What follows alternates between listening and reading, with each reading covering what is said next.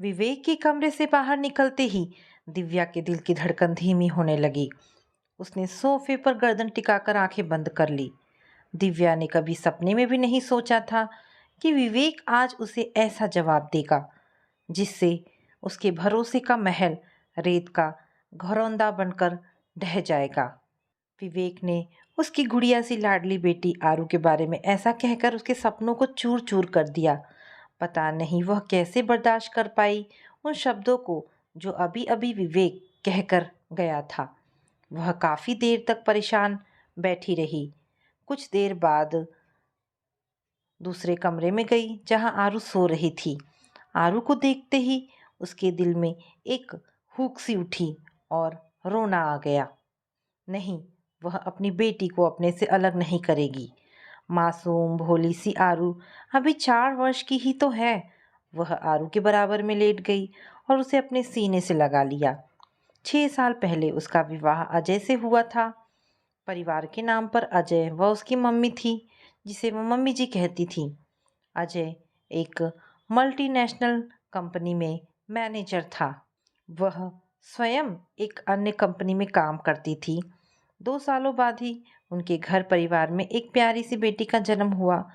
बेटी का आरू नाम रखा मम्मी जी ने। मम्मी जी को तो जैसे कोई खिलौना मिल गया हो। मम्मी जी और अजय आरू को बहुत प्यार करते थे। एक दिन उसके हंसते खेलते खुशियों से भरे जीवन पर बिजली गिर पड़ी थी। ऑफिस से घर लौटते हुए अजय की एक एक्सीडेंट में मृत्यु हो गई थी। सुनकर उसे लगा था मानो कोई भयानक सपना देख लिया हो। पोस्टमार्टम के बाद जब अजय का शव घर पर आया तो वह एक पत्थर की मूर्ति की तरह निर्जीव हो गई थी। आरू अभी केवल 3 वर्ष की ही थी। उसकी हंसी खुशी सुख चैन मानो अजय के साथ ही चली गए थे। जब भी वह अपना श्रृंगार विहीन चेहरा आईने में देखती तो उसे रोना आ जाता था। कभी कभी तो वह अकेली देर तक रोती रहती। उसके माँ व पापा आते रहते थे उसके दुख को कुछ कम करने के लिए। उसने ऑफिस से लंबी छुट्टी ले ली थी। एक दिन उसके पापा ने उसे समझाते हुए कहा था, देख बेटी, जो दुख तुझे मिला है उससे बढ़कर कोई दुख हो ही नहीं सकता। अब तो इस दुख को बर्दाश्त करना ही होगा। ये तेरा ही नहीं हमारा भी दुख है। वह चुपचाप सुनती रही। बेटी, आरू अभी बहुत छोटी है। तेरी उम्र भी केवल 28 साल की है। अभी तो तेरे जीवन का सफ़र लंबा है। हम चाहते हैं कि तू फिर से अपना घर बसा ले, तुझे कोई जीवन साथी मिल जाए। नहीं, मुझे नहीं चाहिए कोई जीवन साथी। अब तो मैं आरू के सहारे ही अपना जीवन काट लूँगी। मैं इसे पढ़ा लिखा कर किसी योग्य बना दूँगी। अगर मेरे जीवन में जीवन साथी का सुख होता तो अजय हमें छोड़कर जाता ही क्यों? उसने कहा था। तब माँ व पापा ने उसे बहुत समझाया था, पर उसने दूसरी शादी करने से साफ इनकार कर दिया था। 6 महीने बाद कंपनी ने उसका ट्रांसफ़र दिल्ली कर दिया था। वह बेटी आरू के साथ दिल्ली पहुंच गई थी। दिल्ली में उसकी एक सहेली अनुराधा थी। अनुराधा का 2-3 कमरों का मकान था। अनुराधा तो कहती थी कि उसे किराए का मकान लेने की क्या ज़रूरत है, यही उसके साथ रहे जिससे उसे अकेलेपन का भी एहसास नहीं होगा। पर वह नहीं मानी थी। उसने वहीं पर 2 कमरों का एक फ्लैट किराए पर ले लिया था। कुछ दिनों में उसे ऐसा लगने लगा था कि एक आदमी उसमें कुछ ज़्यादा ही इंटरेस्ट ले रहा है। वो आदमी था विवेक, कंपनी का असिस्टेंट मैनेजर। विवेक उसे किसी न किसी बहाने अपने कैबिन में बुलाता और उससे ऑफिस के काम के बारे में बातचीत करता। एक दिन सुबह वह सोकर भी नहीं उठी थी कि मोबाइल फ़ोन की घंटी बजने लगी। सुबह सुबह किसका फ़ोन आया गया? उसने मोबाइल स्क्रीन पर देखा। विवेक। विवेक ने सुबह सुबह क्यों फ़ोन किया? आखिर कहना क्या चाहता है वह? उसने फ़ोन एक तरफ रख दिया, आंखें बंद कर लेटी रही। फ़ोन की घंटी बजती रही। दूसरी बार फिर फ़ोन की घंटी बजी तो उसने झुंझलाकर फ़ोन उठाकर कहा, हेलो दिव्या जी, आप सोच रही होंगी कि पता नहीं क्यों सुबह सुबह डिस्टर्ब कर रहा हूँ। जबकि हो सकता है आप सो रही हो। पर बात ही ऐसी है कि ऐसी क्या बात है जो आपको इतनी सुबह फ़ोन करने की ज़रूरत आ पड़ी? ये सब तो आप ऑफ़िस में भी। नहीं दिव्या जी, ऑफ़िस शुरू होने में अभी 4 घंटे हैं और मैं 4 घंटे तक इंतज़ार नहीं कर सकता। अच्छा, तो कहिए। वो समझ नहीं पा रही थी कि वो कौन-सी बात है जिसे कहने के लिए विवेक 4 घंटे भी इंतज़ार नहीं कर पा रहा है। जन्मदिन की बहुत-बहुत शुभकामनाएँ आपको और बेटी आरू को। आप दोनों के जन्मदिन की तारीख भी एक ही है। उधर से विवेक की आवाज़ सुनाई दिया। चौंक उठी थी वह। अरे हाँ, आज तो उसका व बेटी आरू का बर्थडे है। वो तो भूल गई थी, पर विवेक को कैसे पता चला? हो सकता है ऑफिस की कंप्यूटर डिज़ाइनर सीमा ने बता दिया हो, क्योंकि उसने सीमा को ही बताया था कि उसकी व आरू के जन्म की तारीख एक ही है। थैंक्स सर, उसने कहा था। केवल थैंक्स कहने से काम नहीं चलेगा। आज शाम की पार्टी मेरी तरफ से होगी। जिस रेस्टोरेंट में आप कहो वहीं चलेंगे तीनों। तीनों? कौन? आप, आरू और मैं। सुनकर वह चुप हो गई थी। समझ नहीं पा रही थी कि क्या जवाब दे। दिव्या जी प्लीज मना ना करना, वरना इस बेचारे का ये छोटा सा दिल टूट जाएगा। बहुत ही विनम्र शब्द सुनाई दिए थे विवेक की। वह इनकार ना कर सकी। मुस्कुराते हुए उसने कहा था, ओके सर। शाम को वह आरू के साथ रेस्टोरेंट में पहुंच गई थी, जहां विवेक उसका इंतजार कर रहा था। खाने के बाद जब वह घर वापस लौटी तो 10:30 बज रहे थे। पलंग पर लेटते ही आरू सो गई थी, पर उसकी आंखों में नींद न थी। वह आज विवेक के बारे में बहुत कुछ जान चुकी थी कि विवेक के पापा एक बिजनेसमैन है। वह अपने घर परिवार में इकलौता है। मम्मी पापा उसकी शादी के लिए बार बार कह रहे हैं। कई लड़कियों को वह नापसंद कर चुका है। उसने मम्मी पापा से साफ कह दिया है कि वह जब भी शादी करेगा तो अपनी मनपसंद की लड़की से करेगा, अपनी मर्जी से करेगा। वह समझ नहीं पा रही थी कि विवेक उसकी ओर इतना आकर्षित क्यों हो रहा है। विवेक जवान है, अविवाहित और सुंदर है, अच्छी खासी जॉब है। उसके लिए लड़कियों की कमी नहीं। विवेक कहीं इस दोस्ती की आड़ में उसे छलना तो नहीं चाहता, पर वह इतनी कमज़ोर नहीं है जो यूं किसी के बहकावे में आ जाए। उसके अंदर एक मजबूत औरत है। वह कभी ऐसा कोई गलत काम नहीं करेगी जिससे ज़िंदगी भर पछताना पड़े। सुजीत उसके मकान मालिक थे। उसका फ्लैट भी बराबर में ही था। वह एक सरकारी विभाग में काम करते थे। परिवार के नाम पर सुजीत, उनकी माँ और 7 वर्षीय बेटा अंश थे। सुजीत की पत्नी बहुत तेज व झगड़ालू स्वभाव की थी। वह कभी भी जान देने और सुजीत व माजी को जेल पहुंचाने की धमकी भी देती थी। रोजाना घर में किसी न किसी बात पर कलेश करती थी। सुजीत ने रोजाना के झगड़ों से परेशान होकर पत्नी से तलाक ले लिया था। दिव्या आरू को सुबह ऑफिस जाते समय एक महिला के घर छोड़ आती थी, जहाँ कुछ कामकाजी परिवार अपने छोटे बच्चों को छोड़ आते थे। शाम को ऑफिस से लौटते समय वह चारू को भी वहां से ले आती थी। एक दिन सुजीत की माँ जी ने दिव्या के पास आकर कहा था, बेटी तुम ऑफिस जाते समय आरू को हमारे पास छोड़ जाया करो। वह अंश के साथ खेलेगी, दोनों का मन लगा रहेगा। हमारे होते हुए तुम किसी तरह की चिंता ना करना दिव्या। उस दिन के बाद वह आरू को सुजीत की माँ जी के पास छोड़कर ऑफिस जाने लगी। रविवार की छुट्टी का दिन था। वह आरू के साथ एक शॉपिंग मॉल में पहुंची। लौटकर बाहर रोड पर खड़ी ऑटो का इंतजार कर रही थी। तभी एक मोटरसाइकिल उसके सामने रुकी। मोटरसाइकिल पर बैठे सुजीत ने कहा, दिव्या जी आइए बैठिए। वह चौंकी। अरे आप? नहीं नहीं कोई बात नहीं, मैं चली जाऊंगी, मुझे रिक्शा मिल जाएगी। क्यों, मोटरसाइकिल से काम नहीं चलेगा क्या? इस ओर मेरा एक दोस्त रहता है, बस उसी से मिलकर आ रहा हूँ। यहाँ आपको देखा तो मैं समझ गया कि आप किसी बस या ऑटो के इंतज़ार में हैं। आइए, आप जहाँ कहेंगी मैं आपको छोड़ दूंगा।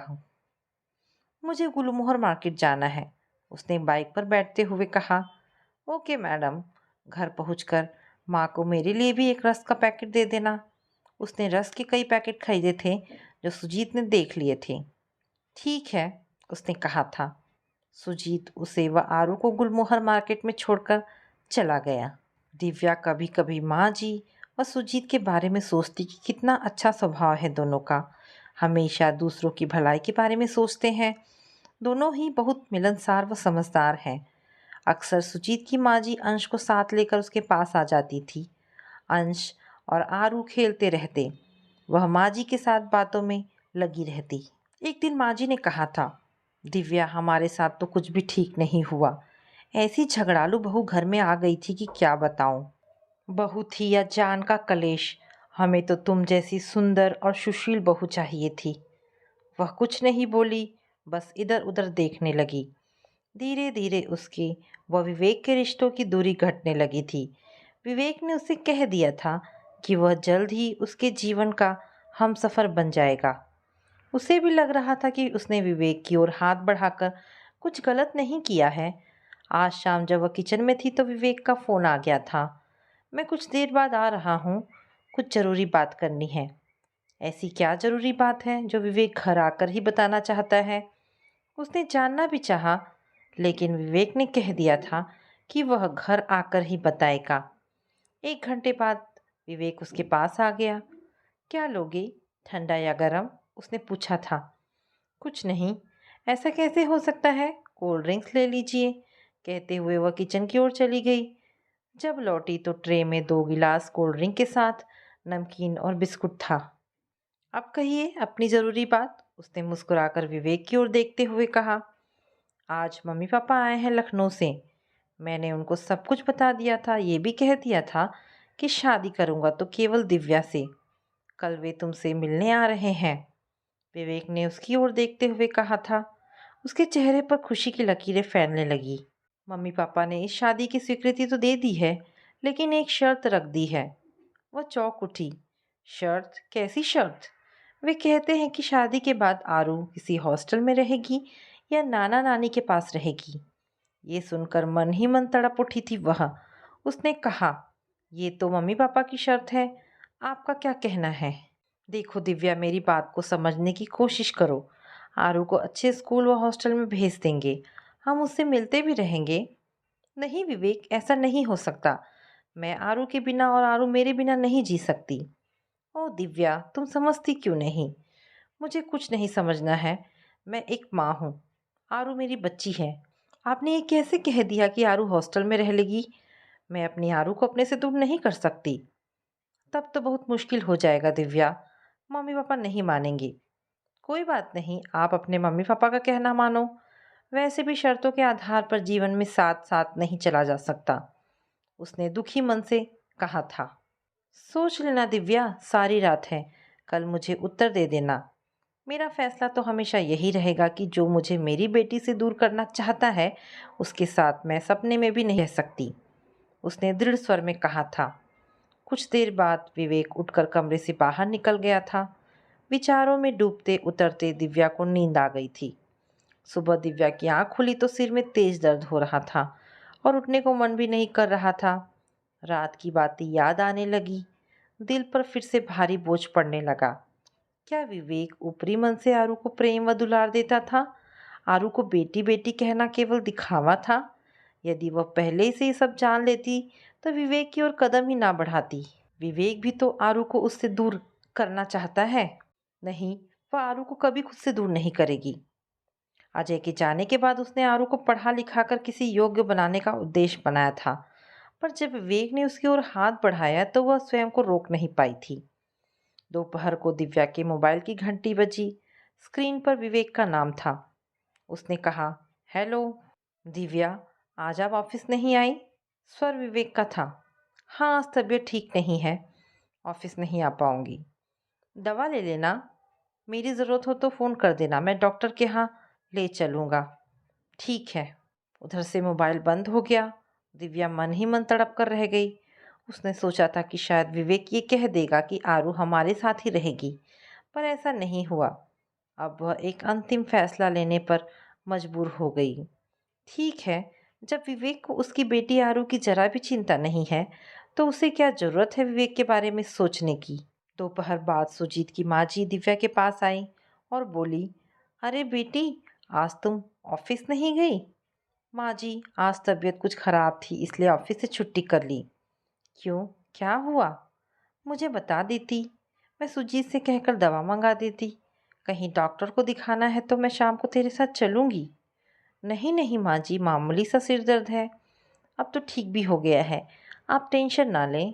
तू मेरी बेटी की तरह है, बेटी की चिंता माँ को नहीं होगी तो फिर किसे होगी? माँ जी ने दिव्या की ओर देखते हुए कहा। दिव्या माँ जी की ओर देखती रह गई। ठीक ही तो कह रही हैं माँ जी, बेटी की चिंता माँ नहीं करेगी तो कौन करेगा? उसके चेहरे पर खुशी फैल गई। वो कुछ बोली नहीं। बेटी, बहुत दिनों से एक बात कहना चाह रही थी, पर डर रही थी कि कहीं तुम बुरा ना मान जाओ। माँ जी बोली। माँ जी आप कहिए, माँ की बात का बेटी कभी कहीं बुरा मानती है क्या?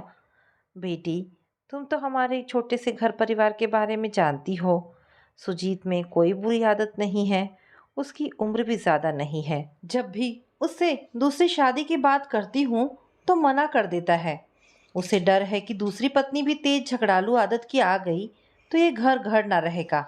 दिव्या समझ गई जो सुजीत की माँ जी कहना चाहती है, लेकिन वह चुप रही।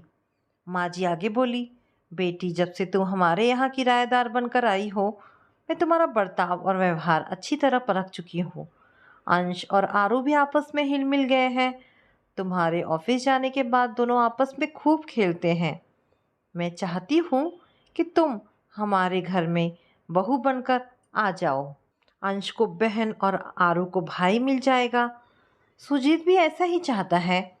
मैं बहुत उम्मीद लेकर आई हूँ, निराश ना करना अपनी इस माँ को। सुनते ही दिव्या की आंखों के सामने विवेक और सुजीत के चेहरे आ गए। कितना फर्क है दोनों में। विवेक तो अपने मम्मी पापा के कहने में आकर बेटी आरू को उससे दूर करना चाहता है, जबकि माँ जी आरू को अपने पास ही रखना चाहती हैं। इससे में तो सुजीत की भी स्वीकृति है। क्या सोच रही हो बेटी? मुझे तुम्हारा जवाब चाहिए। यदि तुमने हमारे अंश को अपना बेटा बना लिया तो मेरी बहुत बड़ी चिंता दूर हो जाएगी। माँ जी ने दिव्या की ओर देखा। दिव्या कुछ नहीं बोली। वह चुपचाप उठी, दुपट्टे का पल्लू सिर पर किया और मुड़कर माँ जी के चरण छू लिए। माँ जी को जवाब मिल गया था। वे खुशी से गदगद होकर बोली, मुझे तुमसे ऐसी ही उम्मीद थी बेटी। हमेशा सुखी रहो।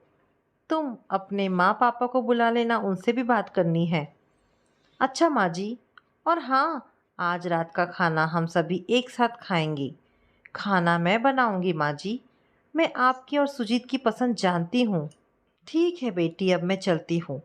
सुजीत को भी ये खुशखबरी सुनानी चाहती हूँ। उससे कह दूंगी कि ऑफिस से लौटते समय मिठाई का डिब्बा लेता आए, क्योंकि आज सभी का मुंह मीठा कराना है। माँ जी ने कहा और कमरे से बाहर निकल गई। अगले दिन सुबह जब दिव्या की नींद खुली तो 7 बज रहे थे। रात की बातें याद आते ही उसके चेहरे पर खुशी की लहर दौड़ने लगी। रात खाने की टेबल पर सुजीत, माँ जी, वह, अंश और आरू बैठे थे। खाना खाते समय सुजीत व माँ जी ने बहुत तारीफ की थी कि कितना स्वादिष्ट खाना बनाया है। हंसी मजाक व बातों के बीच पता भी न चला कि कब 2 घंटे बीत गए। उसे बहुत अच्छा लगा था। वह आंखें बंद किए अलसाई सी लेटी रही। साथ में आरू सो रही थी। तभी मोबाइल की घंटी बज उठी। उसने देखा कॉल विवेक का था। हेलो, वह बोली। अब कैसी हो दिव्या? मैं ठीक हूँ। मैंने मम्मी पापा को मना लिया है, वे बहुत मुश्किल से तैयार हुए हैं। अब आरू हमारे साथ रह सकती है। आपको अपने मम्मी पापा को ज़बरदस्ती मनाने की ज़रूरत नहीं थी। मैं कुछ समझा नहीं। सॉरी विवेक, आपने थोड़ी सी देर कर दी। अब तो मैं अपनी आरू के साथ काफ़ी दूर निकल चुकी हूँ, अब लौट कर नहीं आ पाऊँगी। दिव्या, तुम क्या कह रही हो? मेरी समझ में कुछ नहीं आ रहा है। विवेक का परेशान व चिंतित स्वर सुनाई दिया। अभी आप इतना ही समझ लीजिए कि मुझे बिना शर्त का रिश्ता यानी अपना घर परिवार मिल गया है, जहाँ आरू को लेकर कोई शर्त नहीं। आरू भी साथ रहेगी। आप अविवाहित हैं, आपकी शादी भी जल्दी हो जाएगी। मैं आज ऑफिस आ रही हूँ, बाकी बातें वहाँ आकर समझा दूंगी। ये कहकर दिव्या ने मोबाइल बंद किया और निश्चिंत होकर नाश्ता करने लगी। आज दिव्या मन ही मन अपने फैसले पर बहुत खुश थी, क्योंकि आज उसे बिना शर्त का रिश्ता मिल गया था, जो उसे व उसकी बेटी आरू को अपनाने के लिए तैयार था। वह उन रिश्तों का खुले दिल से स्वागत करेगी। तो दोस्तों, ये कहानी यहाँ पर समाप्त होती है। आशा करती हूँ कहानी पसंद आई होगी। अगर कहानी पसंद आई है तो प्लीज़ इसे लाइक एंड शेयर करें। दोस्तों, ऐसी ढेरों पारिवारिक और शिक्षाप्रद कहानी सुनने के लिए मेरे चैनल को प्लीज़ सब्सक्राइब करें। धन्यवाद दोस्तों।